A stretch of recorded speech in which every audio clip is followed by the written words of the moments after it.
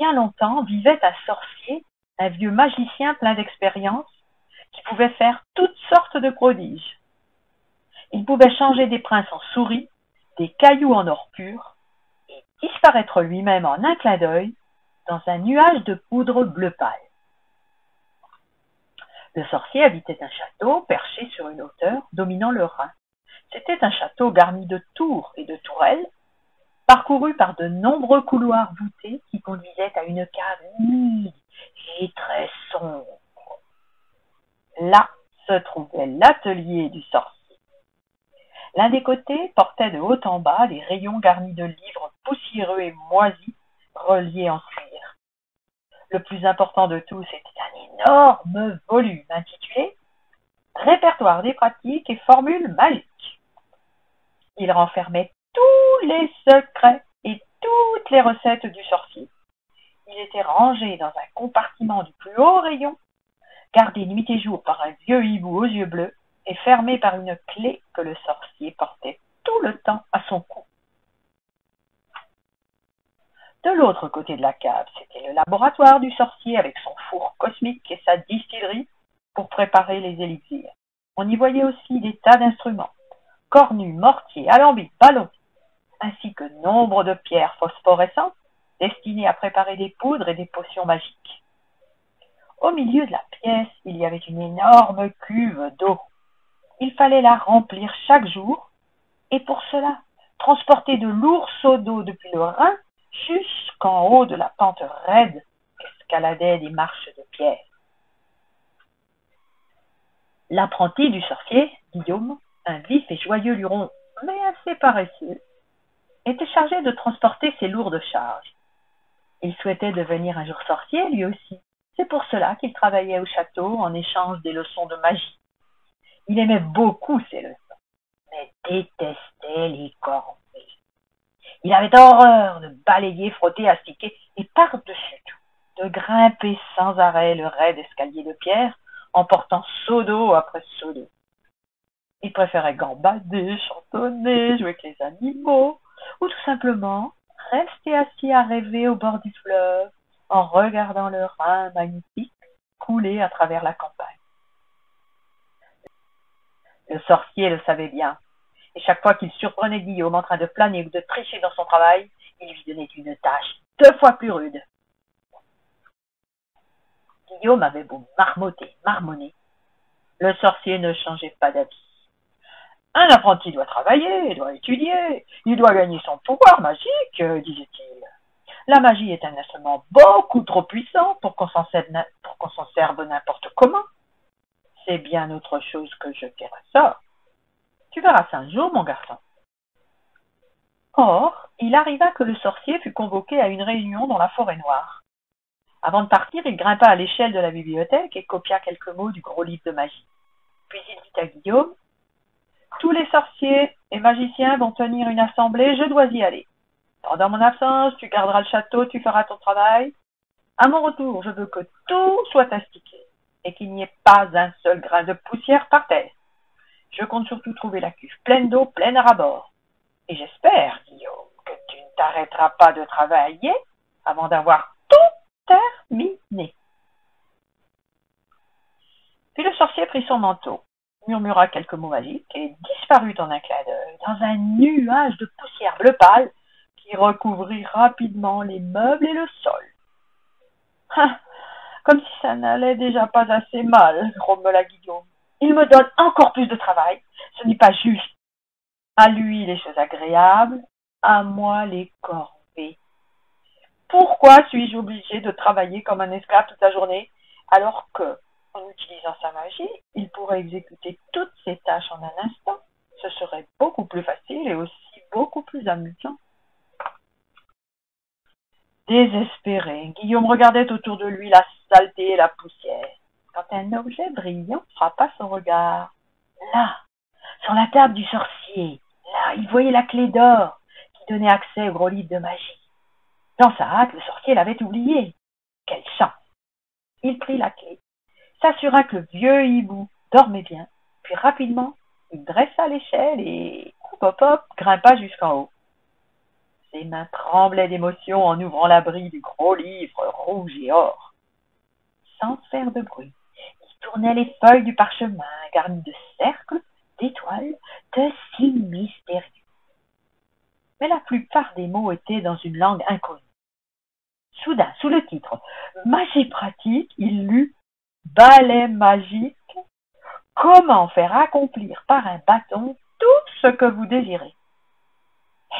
Ça veut dire que le balai fera tout ce que je lui demanderai, pensa Guillaume avec joie. Et en les répétant sans arrêt, il apprit par cœur les mots indiqués. Alors, il ferma le livre, puis regardant fixement le vieux balai dans un coin de la cave, il appela d'une voix forte. Amstram, gram, broum! Abracadabram, groum! Vieux balai, réveille-toi! Apporte l'eau à plein seau et fais vite tous mes travaux. À ce bruit, le hibou s'agita, battant si fort des ailes que l'échelle se renversa et se cassa en deux. Heureusement, Guillaume tomba sur le crocodile empaillé du sorcier et n'eut pas de mal. Mais il restait là, étendu, tout étourdi. Tout d'abord, rien ne se produisit. Avait-il bien dit les mots qu'il fallait? Oui, regardez, le balai s'agitait puis se dressait. Et pépé pourra. Les mots magiques étaient les bons et le balai commençait son travail. Guillaume lui montra le seau. Hop, hop. Avançant par petits bonds, le balai se pencha et le ramassa. Puis il sautilla à travers la cave, sortit par la porte du château et descendit le rapide escalier de pierre jusqu'au Rhin. Hop, hop, hop, hop, hop. Arrivé au bord du fleuve, il se pencha, emplit le seau, puis il fit demi-tour et par petits sauts, hop, hop, hop, hop, remonta l'escalier. Sans s'arrêter, le balai transporta l'eau dans le seau, dans la cave et le vida dans la cuve. Puis il recommença, et sautillant, hop, hop, hop, boitillant, clopant, penché, redressé, il redescendit jusqu'au fleuve. Guillaume était ravi. « Hurrah !» s'écria-t-il. « Ça y est, j'ai réussi. J'ai fait travailler la magie à ma place. » Il prit le chat du sorcier dans ses bras et se mit à danser et à chanter à travers toute la pièce. Pendant ce temps, le balai continuait à sautiller, à verser de l'eau dans la cuve. Mais Guillaume n'y pensait même plus. Il caressait les serpents et salamandres favoris de son maître, jouait aux billes avec les cailloux magiques, et même se préparait une tasse de thé sur le fourneau cosmique. Pourquoi pas? Le sorcier était au loin, et puis, puisque le travail se faisait, personne n'en saurait jamais rien. Soudain, Guillaume s'aperçut que l'eau atteignait le bord de la cuve. « Arrête, balai, ça suffit! Arrête! Retourne dans ton coin !»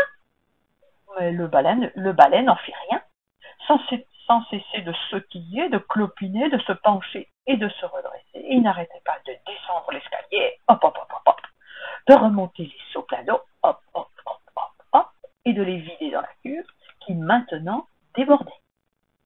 L'eau coulait de tous les côtés, inondant le sol et formant déjà une grande flaque près de la porte de la cave. Le chat du sorcier, furieux de se mouiller les pattes, en crachait de rage. Guillaume était effrayé. « Halte, balai! Arrête-toi! Fais ce que je te dis! Obéis !» Mais le balai n'en faisait rien. Il continuait ses allées et venues. Hop, hop, hop, hop, hop. L'eau montait de plus en plus. La flaque près de la porte devenait une mare, puis le feu dans le four s'éteignit en sifflant. Seules les salamandres se réjouissaient de ce déluge où elles pouvaient s'y battre et nager tout leur content. Guillaume ne pouvait arrêter ce qu'il avait déclenché, et pas moyen de consulter le gros livre de magie avec cette échelle cassée. Il était terrifié et gémissait. « Malheur à moi! Que va dire mon maître? Que va-t-il faire devant tout ce gâchis? Peut-être qu'il me changera en crapaud, ou qu'il me chassera, ou qu'il fera quelque chose d'affreux. Ah, pourquoi j'ai ouvert ce maudit livre? Si seulement je me rappelais quelques mots, peut-être que le balai s'arrêterait. » Espérant que les mêmes mots qui avaient mis le balai en branle conviendraient pour l'arrêter, il s'écria. « Amstram, gram, boum! Abracadabram, groum! Halte, vieux balai! Ton rôle est fini! Fais ce que je te dis! » Aucun changement. De nouveau, il essaya. « Homme, stram, gramme, broum, abracadabra, broum, arrière, balai, fais ce que je te dis, allons, obéis. Mais le balai ne s'arrêta pas. Il continua toujours son manège et aucune autre combinaison de mots ne produisit d'effet. Même pas en disant abracadabram avant amstramgram. Rien à faire. Guillaume avait maintenant de l'eau jusqu'à la taille. Le chat grimpait sur les meubles et les serpents se glissaient sur les tringles des rideaux. Épouvanté et trempé jusqu'aux os, Guillaume comprit qu'il fallait arrêter le balai à tout prix. Alors, il regarda le mur, il saisit la hache du sorcier. Et quand le balai reparut avec un autre seau d'eau, Guillaume leva la hache et d'un seul coup, crac, il fendit le balai en deux. La cave devient silencieuse. Ah, balai, j'ai fini par t'avoir. Je t'ai eu pour de bon. Tu ne m'ennuieras plus avec ta sorcellerie. Mais au moment où il disait ces mots, il se passa une chose stupéfiante. Les deux moitiés du balai frémirent, puis se mirent en mouvement et commencèrent à sautiller. Hop, hop, hop. Chacune d'elles ramassa un seau et, drelinant et brimballant, hop, hop, hop, descendit l'escalier rapide jusqu'au rhin. Le plus horrible, c'est que tous les morceaux de balai firent la même chose, si bien qu'en un instant, il y eut des centaines de balais, grands et petits, à sautiller, boitiller, collier, heurter et à toujours apporter des seaux pleins d'eau du fleuve. Maintenant, l'inondation gagnait le plus haut rayon de la bibliothèque. Guillaume nageait pour ne pas couler et essayait d'attraper le livre de magie sans y parvenir. Agrippés à la suspension, le hibou et le chat crachaient de fureur. Chaudrons et bouilloires s'entrechoquaient. Les poudres magiques et les élixirs se diluaient dans l'eau, qui virait au rouge et au violet. Et les balais continuaient toujours leur chaîne. Bientôt, il y eut partout de l'eau qui tourbillonnait, tournoyait, s'enflait en trombes. Le flot se précipitait en bouillonnant, emportant les animaux, submergeant les meubles et les mettant en pièces. Sur le rebord supérieur de la bibliothèque, les doigts de Guillaume glissaient lentement, mais régulièrement. « Au secours! Au secours, maître! Je tombe! Vite, vite, maître! Je me noie! » Mais soudain, il se fit une lumière aveuglante. Dans un nuage de poussière bleu pâle, le sorcier apparut en haut des marches. Furieux, il hurla. « Tégram! Que tégram! Retourne au coin, vieux balai! Arrête tes méfaits! » Et furieusement, les eaux baissèrent. Guillaume se retrouva rapidement sur le plancher. Tout redevint comme avant.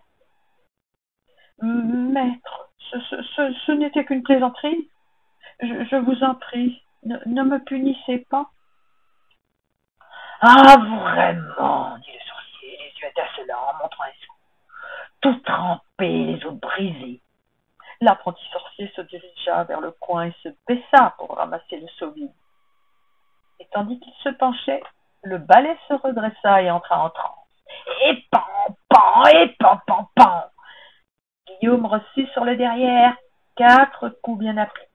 Ils l'expédièrent dans l'escalier avec son seau. La cuve était vide, il fallait la remplir. C'était l'histoire de Guillaume l'apprenti sorcier, écrit par Tommy et dessiné aussi par Tommy Ungerer.